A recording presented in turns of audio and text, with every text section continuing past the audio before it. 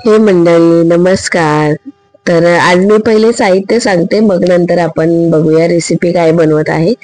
त्याच्यासाठी बघा मी धने जिरे घेतलेले आहेत, तिखट घेतलाय, किचन किंग मसाला घेतलाय, मीठ घेतलाय, हळद घेतलाय, आगरी कोळी मसाला घेतलाय, कांदा लसूण मसाला घेतलाय, धने जिरे पूड घेतलाय, कढीपत्ता लसूण ठेचून घेतलेला आहे, कोथिंबीर घेतलेली आहे, शेंगदाणे घेतलेले आहेत, गव्हाचं पीठ आहे ते मी मळून घेतलेलं आहे, थोडस तिखट हळद आणि मीठ टाकून, आणि ही तुरीची डाळ.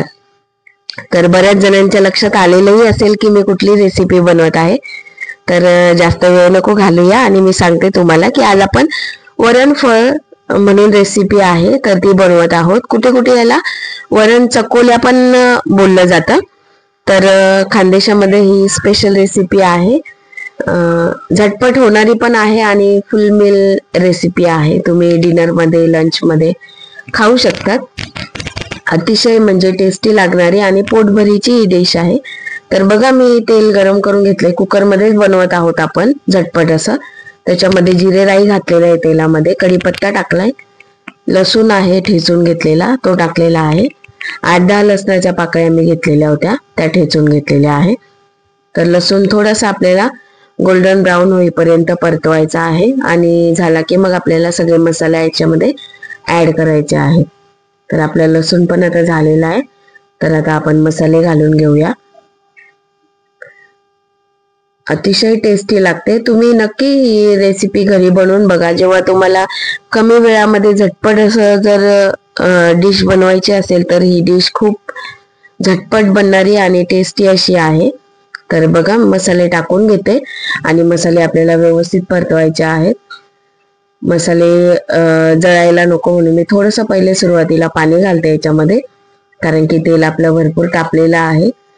तर थोडंसं पाणी घालून घेते मी आणि त्यानंतर आपल्याला डाळ घालायची आहे. तर डाळ मी धुवून घेते, फक्त तुरीचीच घेतलेली आहे मी डाळ. मीठ टाकलंय थोडंसं. तुम्ही तुरीच्या डाळीच्या ऐवजी चण्याची पण डाळ घेऊ शकतात. शेंगदाणे पण टाकून घेतलेले आहे मी. आणि आता आपली डाळ आहे ती मी धुवून याच्यामध्ये घालून घेते. खूप म्हणजे खूपच टेस्टी लागते आणि परिपूर्ण अशी ही डिश आहे, कारण की बघा डाळ पण आली त्याच्यामध्ये. आपण गव्हाच्या पिठाच्या म्हणजे चपात्या लाटून आणि त्या कापून टाकणार आहे, त्याच्यामुळे चपाती पण आली. म्हणजे हे एक परिपूर्ण असं फुल मील आहे. त्याच्यामुळे पोट पण भरतं आणि मन पण भरतं. इतकी टेस्टी अशी सुंदर अशी डिश आहे. तर बघा याप्रमाणे मी आता अंदाजे जेवढं पाणी लागतं तेवढं पाणी मी टाकून घेतलेलं आहे. त्याला उकळ येईपर्यंत आपण इकडे चकोल्या करून घेऊ. तर चकोल्या बघा हे नॉर्मल आपलं गव्हाचं पीठ आहे, त्याच्यामध्ये काहीही मिक्स केलेलं नाही पीठ वगैरे. फक्त आपण याच्यामध्ये थोडंसं तिखट, थोडीशी हळद आणि मीठ घालून हे आपलं नॉर्मल चपातीला मळतो तसं मळून घेतलेलं आहे. आणि अशी पातळसर अशी चपाती लाटून घ्यायची आणि तिला हव्या त्या आकारामध्ये कापून घ्यायची. तर मी चौकोन चौकोन असं शंकरपाळ्या आपण कापतो तसं मी कापून घेतलेली आहे. तुम्हाला पाहिजे तर तुम्ही नूडल सारखं पण याला लांब लांब असं कापू शकता. तर बघा मी याप्रमाणे असं कट करून घेतलं होतं, दाखवते मी तुम्हाला. हे बघा, हे बघा असं. तुम्हाला पातळ हवी तर पातळ लाटा, जाड लाटली तरी चालते.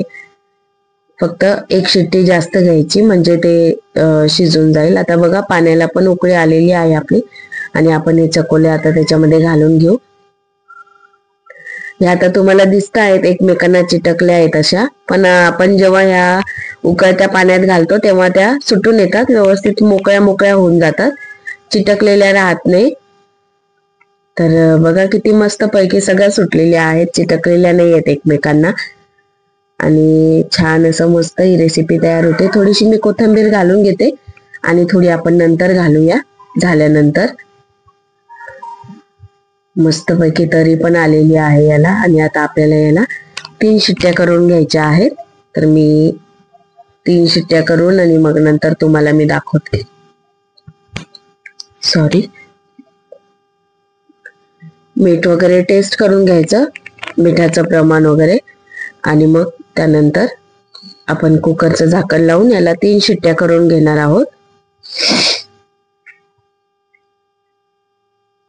पाऊस पण भरपूर पडत आहे, त्याच्यामुळे पावसामध्ये थोडस असं झणझणीत जरा तरीदार असं खावंसं वाटतं, जरा तिखट तिखट असं. त्याच्यामुळे ही रेसिपी अतिशय उत्तम आहे. गरम गरम तुम्ही मस्तपैकी चम्मचने असं सर्व करू शकतात. ही कसं डायरेक्ट आपण चम्मचनेच खायची डिश आहे, त्याच्यामुळे रोज रोज आपण भात तर नाही खाऊ शकत, खिचडी पण नाही खाऊ शकत. त्याच्यामुळे कधीतरी अशी रेसिपी खूप छान लागते, टेस्टी लागते, आणि मुलांना पण एक वेगळी अशी डिश आपण मुलांना सांगू शकतो. पास्ता आहे, गव्हाचा पास्ता, घरचा पास्ता असं म्हणून मुलं आवडीने खातात.